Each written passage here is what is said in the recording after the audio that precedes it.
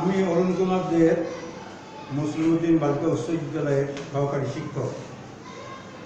আজ আমি ষষ্ঠ শ্রেণীর বিজ্ঞান চতুর্থ অধ্যায়ে তোমাদের যে পড়াবো। আশা করি তোমরা সকলেই ভালো আছো। কোভিড-19 তোমরা সবাই বাড়িতে আছো, সুস্থ আছো। আমি তোমাদের সবাইকে সুস্বাস্থ্য কামনা করি, তোমরা ভালো থাকো। আজ আমি পরিবেশের ভারসাম্য আমাদের জীবন সম্বন্ধে বলবো। আমাদের পরিবেশ হলো আমাদের চারিপাশের সকল কিছু নিয়ে আমাদের পরিবেশ। এই পরিবেশে আছে জীব, অজীব, বস্তু। জীব বলতে আমরা বুঝি বিভিন্ন উদ্ভিদ ও প্রাণী, এবং জড় বলতে আমরা বুঝি বিভিন্ন উপাদান, মাটি, পানি, বায়ু, চেয়ার, টেবিল, বই, খাতা, পেন্সিল। আমাদের চারিপাশে যা কিছু আছে তা নিয়ে আমাদের পরিবেশ। এই পরিবেশে কোন জীব বা উদ্ভিদ বা বস্তু জন্মবে সেই পরিবেশের উপর নির্ভর করে পরিবেশের তাপমাত্রা, উষ্ণতা, বায়ু, পানি, মাটি, উপর। তাই আমরা পরিবেশ সম্বন্ধে আজকে জানব। এই পরিবেশ সম্বন্ধে প্রথমেই আমরা জানব প্রাকৃতিক পরিবেশ কাকে বলে, এবং পরিবেশের উপাদানের ব্যাখ্যা করতে পারব। পরিবেশের ভারসাম্য কী এবং ভারসাম্য রক্ষায় আমরা ভূমিকা রাখছি। পরিবেশের উপাদান সময়ে সংরক্ষণের কৌশল আমরা ব্যাখ্যা করতে পারব। কারণ প্রাকৃতিক পরিবেশে বলতে আমরা কী বুঝি? সাধারণত প্রাকৃতিকগতভাবে যেসব বস্তু পরিবেশে অবস্থান করে তাকে প্রাকৃতিক পরিবেশ বলে। প্রাকৃতিক বস্তু বলতে আমরা বুঝি চন্দ্র, সূর্য, তারা, আকাশ, বাতাস, পাহাড়, পর্বত, নদী, নালা, খাল, বিল, বায়ু, মাটি, পানি ইত্যাদি। এবং এই জল উপাদান, এর মধ্যে আছে প্রাকৃতিক পরিবেশে জল উপাদান আছে, জীব উপাদান। এই জল উপাদানের উপর নির্ভর করে একটা পরিবেশে কীরকম উদ্ভিদ জন্মবে বা প্রাণী থাকবে তার উপর নির্ভর করে ওই পরিবেশের তাপমাত্রা, আলো, পানি, বায়ু, আর্দ্রতা, জলবায়ু ইত্যাদির উপর। তাই একটা নির্দিষ্ট পরিবেশে কীরকম জীব বা উদ্ভিদ বা জল থাকবে তার ওই পরিবেশের উপরেই নির্ভর করে। এখন পরিবেশের উপাদান, পরিবেশের দুই ধরনের উপাদান আছে, একটা জীব, একটা জল। জীব উপাদান, জল উপাদান আমরা দেখি বিভিন্ন, যেমন বই, চেয়ার, টেবিল এবং গাছ। এই যে আর জীব উপাদান উদ্ভিদ,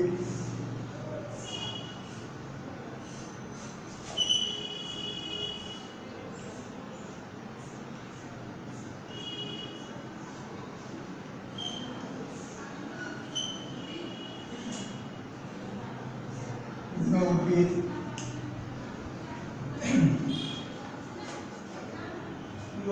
ঘাস, মুরগি, গরু, ছাগল, মানুষ, পশু পাখি,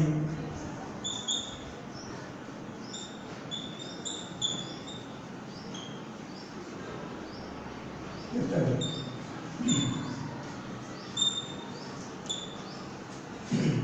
তাই জীব পরিবেশে যে সকল বস্তু মানুষ সৃষ্টি করতে পারে মানুষের প্রয়োজনে, ঘর বাড়ি, স্কুল, কলেজ, হাসপাতাল, এটা হলো মানুষ সৃষ্ট পরিবেশ। আর যেটা মানুষ সৃষ্টি করতে পারে না, যেমন চন্দ্র, সূর্য, তারা, আকাশ, পাহাড়, পর্বত, মানুষ পশু পাখি। এটাকে বলা হয় প্রাকৃতিক পরিবেশ। এই প্রাকৃতিক পরিবেশে বিভিন্ন জীব ও জড় উপাদান, জীব উপাদান বলতে আমরা বলি উদ্ভিদ ও প্রাণী, আর জড় উপাদান বলতে বুঝি মাটি, পানি, বায়ু, আর্দ্রতা, জলবায়ু। এই মাটি, পানি, আর্দ্রতা, জলবায়ু বিভিন্নভাবে উদ্ভিদ এবং প্রাণীকে বেঁচে থাকার জন্য সহায়তা করে। যদি আমরা তার পরিবেশে একটা জিনিসের উপর আরেকটা জিনিস পরস্পরের আন্তঃসম্পর্কিত, একটা পরিবেশের উদ্ভিদ ও প্রাণীকে বেঁচে থাকার জন্য এই পানি, বায়ু, পানি, আর্দ্রতা, জলবায়ু ইত্যাদি প্রভাবিত করে। এবং পরিবেশে উদ্ভিদ ও প্রাণী, পরিবেশে বিভিন্ন উদ্ভিদ ও প্রাণী আছে। এই প্রাণী পরিবেশে একটা নির্দিষ্ট পরিবেশে কোন কোন প্রাণী জন্ম নেবে তা নির্ভর করে এই পরিবেশের উপর, যেমন মাটি, পানি, বায়ু, জলবায়ু, আর্দ্রতা, আলো,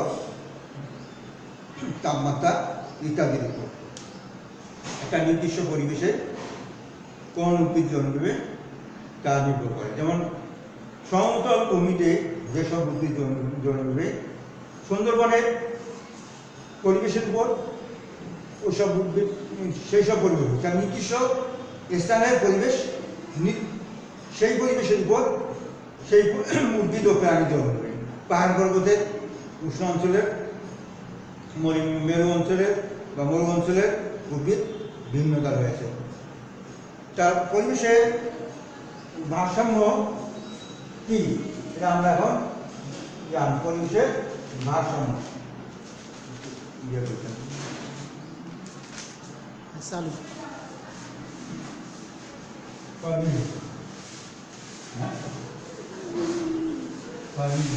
চালু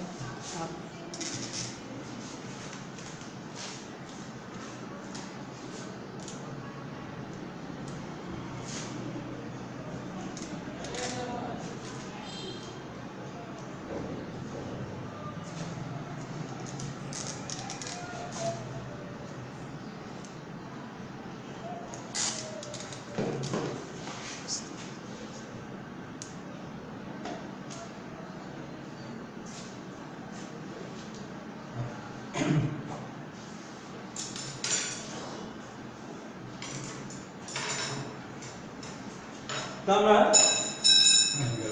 পরিবেশের ভারসাম্য, একটা পরিবেশের ভারসাম্য কি সেটা আগে আমরা জানবো।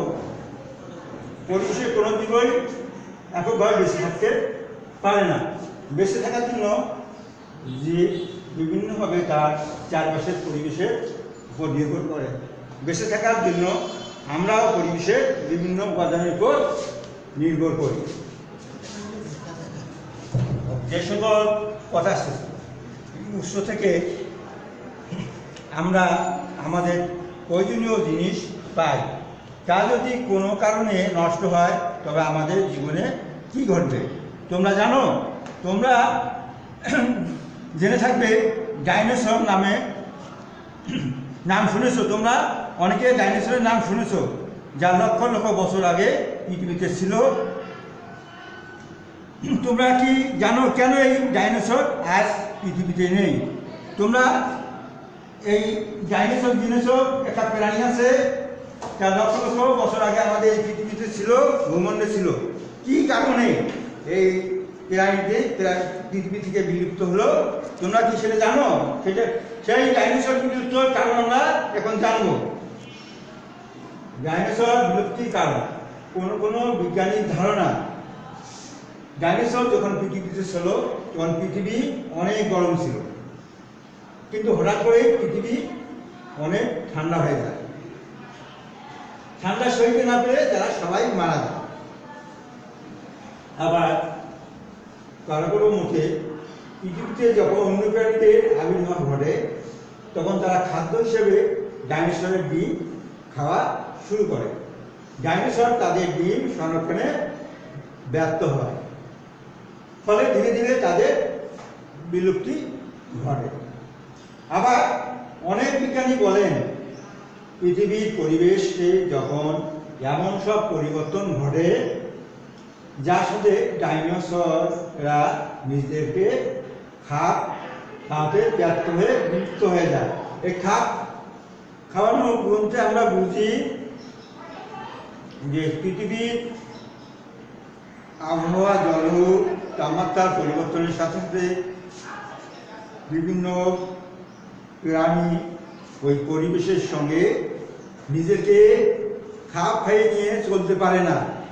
যখন তারা পরিবেশের সঙ্গে পাল্লা দিয়ে নিজেকে টিকিয়ে রাখতে পারে না, তখন ওই প্রাণীটি বিলুপ্ত ঘটে।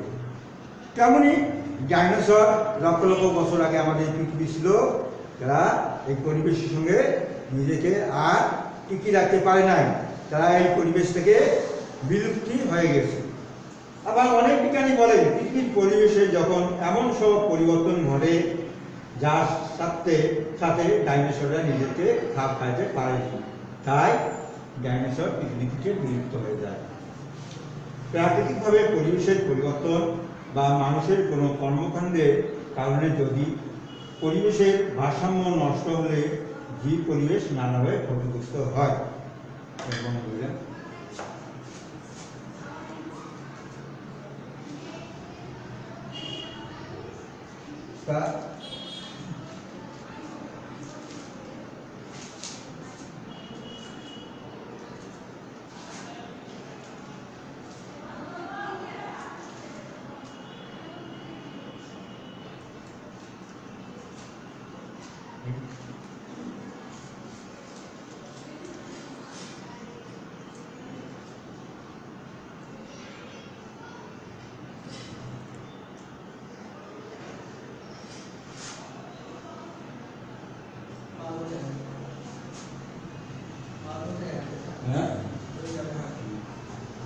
পরিবেশের ভারসাম্য নষ্ট হওয়ার কারণ কি তোমরা কি জানলে?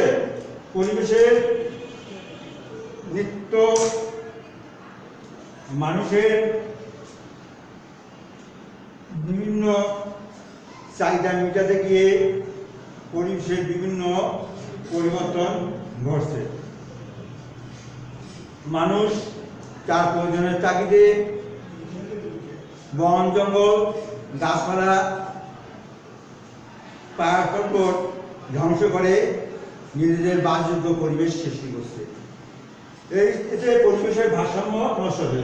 আমাদের দেশ ঘনবসতিপূর্ণ দেশ, জনসংখ্যা অত্যাধিক বৃদ্ধি করছে, বন জঙ্গল কেটে বাড়িঘর, চাষের জমি তৈরি করা হচ্ছে, স্কুল কলেজ, হাসপাতাল, রাস্তাঘাট তৈরি করা হচ্ছে, ফলে প্রাকৃতিক পরিবেশ ধ্বংস হচ্ছে।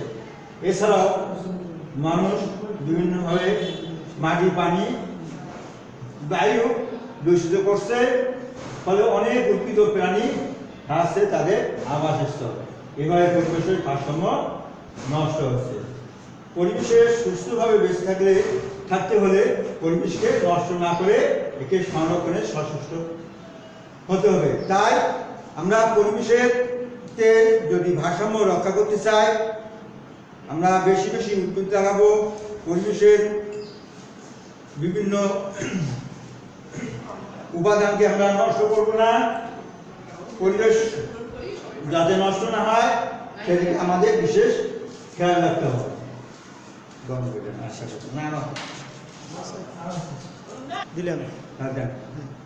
পরিবেশের উপাদানের আন্তঃসম্পর্ক এবং পারস্পরিক নির্ভরশীলতা কি এটা আমরা জানব।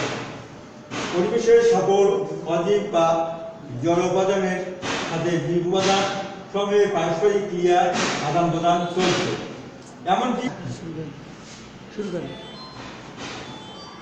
এমনকি জীব পরিবেশে যে উদ্ভিদরাও প্রাণী রয়েছে তাদের মধ্যে চলছে এই ক্রিয়া প্রতিক্রিয়া। বেঁচে থাকার জন্য এরা একে অপরের উপর নির্ভরশীল। পৃথিবীতে যত প্রকার জীব আছে তাদের মধ্যে সবচেয়ে বড় হলো কৃমি, আর ক্ষুদ্রতম হলো ব্যাকটেরিয়া। তোমরা সকলেই কৃমি মাছ এর নাম হয়তো শুনেছ, হয়তো বাস্তবে দেখো নাই, এর সমুদ্রে থাকে। আর সবচেয়ে ক্ষুদ্রতম প্রাণী হলো ব্যাকটেরিয়া। তোমরা ব্যাকটেরিয়া হয়তো দেখছো, আমরা যখন বিভিন্ন খাদ্য পচন হয় তখন তার মধ্যে আমরা ছোটো ছোটো পোকার মতো দেখতে পাই। আসলে এইসব জীবই হলো ব্যাকটেরিয়া, এরা উদ্ভিদ ও প্রাণীকে পচন কাজে সাহায্য করে। পরিবেশের উদ্ভিদ ও প্রাণীর মধ্যে সম্পর্ক আছে, এদের সাথে আবার বায়ু মাটি পানির যে সম্পর্ক তা একটি প্রক্রিয়ার মধ্য দিয়ে চলছে। এর মধ্যে কোনো প্রক্রিয়া অতি সাধারণ, আবার কোনটি অতি জটিল। জীব জলের উপর নির্ভরশীল, আবার একটি জীব অপর একটি জীবের উপর নির্ভরশীল। উদ্ভিদ খাদ্য তৈরির জন্য সৌরশক্তিকে কাজে লাগায়, যা সালোকসংশ্লেষণ নামে পরিচিত। সালোকসংশ্লেষণ উদ্ভিদ এবং শ্বসন উদ্ভিদ ও প্রাণী পরিবেশের বিভিন্ন অজীব ও জীবের পারস্পরিক সম্পর্কের প্রধান দুটি উপায়।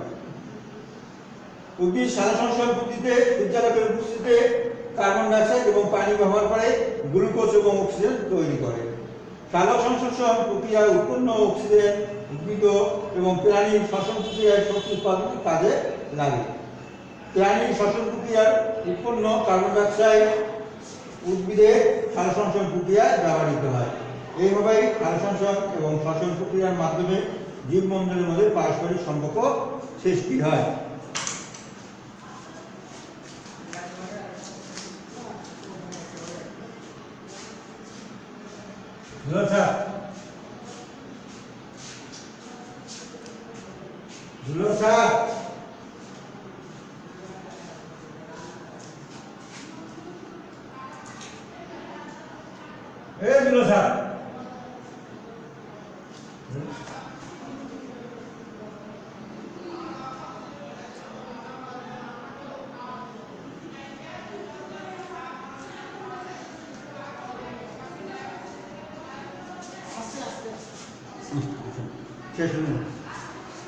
তোমরা জেনেছ জীব পরিবেশের প্রধান উপাদান হলো উদ্ভিদ ও প্রাণী। বৈশিষ্ট্যের দিক থেকে এরা একে অপরের উপর থেকে ভিন্ন। বিভিন্ন জীব ধারণের জন্য এরা একে অপরের উপর নির্ভরশীল। কোনো কোনো উদ্ভিদের বংশবিস্তার ঘটে কীটপতঙ্গের মাধ্যমে। জীবন ধারণের জন্য মৌমাছি যখন ফুলে ফুলে বিচরণ করে তখনই পরাগায়ন ঘটে। আবার বিভিন্ন প্রাণী যেমন পশু পাখি ইত্যাদির মাধ্যমে উদ্ভিদের বংশবিস্তার হয়।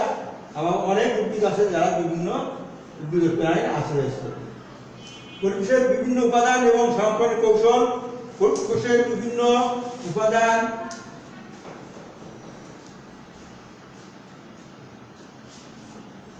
হলো উদ্ভিদ ও প্রাণী। বৈশিষ্ট্যের দিক থেকে এরা একে অপরের উপর থেকে ভিন্ন। বিভিন্ন জীবন ধারণের জন্য এরা একে অপরের উপর নির্ভরশীল। কোনো কোনো উদ্ভিদের বংশবিস্তার ঘটে কীটপতঙ্গের মাধ্যমে।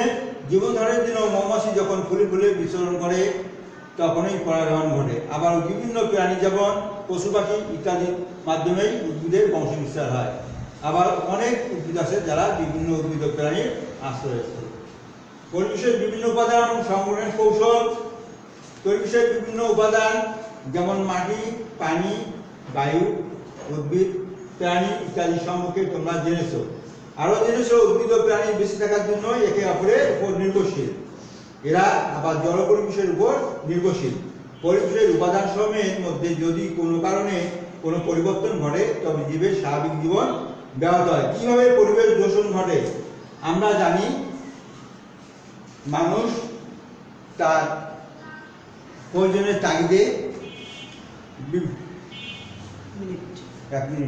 বিভিন্ন সময় পাহাড় জঙ্গল বনভূমি গাছপালা কেটে পরিবেশের ভারসাম্য নষ্ট করে, তাই পরিবেশ দূষণ হয়। বিভিন্ন কলকারখানার ধোঁয়া, মোটরযান ধোঁয়া পরিবেশকে দূষণ করে। মানুষের অসচেতনতার কারণে বিভিন্ন পরিবেশে বিভিন্ন আবর্জনা ময়লা জিনিস ফেলে পরিবেশকে দূষণ করা হয়। এই দূষণের হাত থেকে রক্ষা করতে হলে আমরা সচেতন হব এবং পরিবেশকে সংরক্ষণ করব যাতে পরিবেশ দূষণ না হয়। তা তোমাদের জন্য একটা বাড়ির কাজ হলো, আশা করি তোমরা এই বাড়ির কাজটা পরবর্তী যখন স্কুল খুলবে তোমার স্ব স্কুলে সেখানে শিক্ষককে দিয়ে দেখিয়ে নিবে। পরিবেশের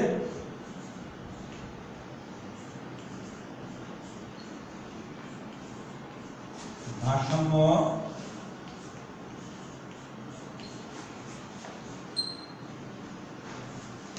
রক্ষার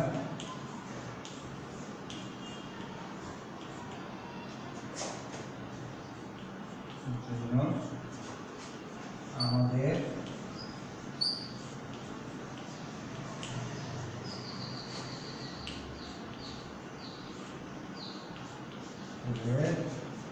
করণীয়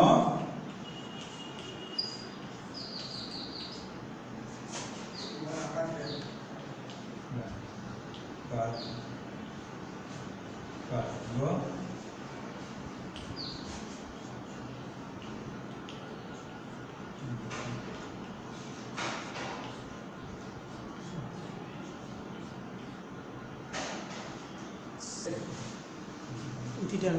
হ্যাঁ, তোমরা আশা করি তোমরা এই করোনাকালীন সময়ে বাড়িতে অবস্থান করবে এবং তোমরা সকলেই সুস্থ থাকো,